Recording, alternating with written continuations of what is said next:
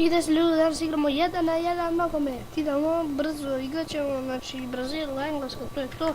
Inače, meni je teže protiv kompjutera nego protiv Mladena, pošto nekako mi Mladen slab igrač za mene.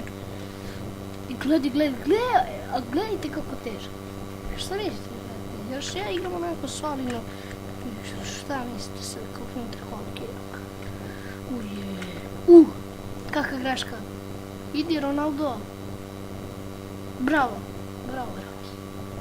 Bravo Ronaldo, sunce moje. Inače ovaj Ronaldo je iz Brazila, 100% ga znaju vaši roditelji. Pitajte ga, možda ako vaš roditelj prati dosta fudbal, znaće ko je taj, 100% će znati.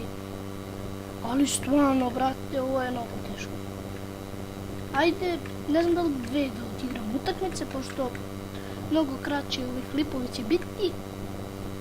Šta mislite, ljudi, da snimam Kawaii Room? Meni se te igrice potpuno sviđa. Nekako mi zabavno ovako, moram priznati. Mnogo je zabavno, unutra ćete skupljati za skinove. I pobjeda za njega. Hajde, još jedno ćemo. I to je to za epizodu. Ako ne radi, sad ovdje mikrofon. Znači, snimio sam milijarde i milijarde epizode. Ako sad ne radi mikrofon, jebao sam ježu leđa. Ja ne znam šta je to više. Znači, neke epizode nemaju mikrofon, uopšte ja ih ne izbacujem. Ali moram da snimim 10 puta, pa tad baš ima mikrofon. Sad da li ovdje ima mikrofon, jebem nikad. Daj Bože, vrati. Daj Bože da ima. Dođu vamo, jebem li. A ovaj me bije, vrati, od pozadi. I gledajte kako to teško. Ne možete ovom čovjeku ništa. Mislim, kompjuteru.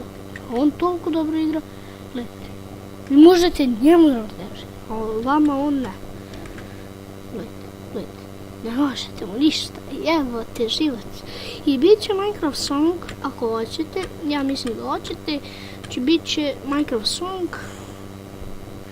Tako da, očekujte ubrzo. Znači, svaki 10. klip će biti Minecraft Song. A jebem li ti. Kažeš, dao sam gol. I to je to za epizodu. Vidimo se sljedeći. Ćao!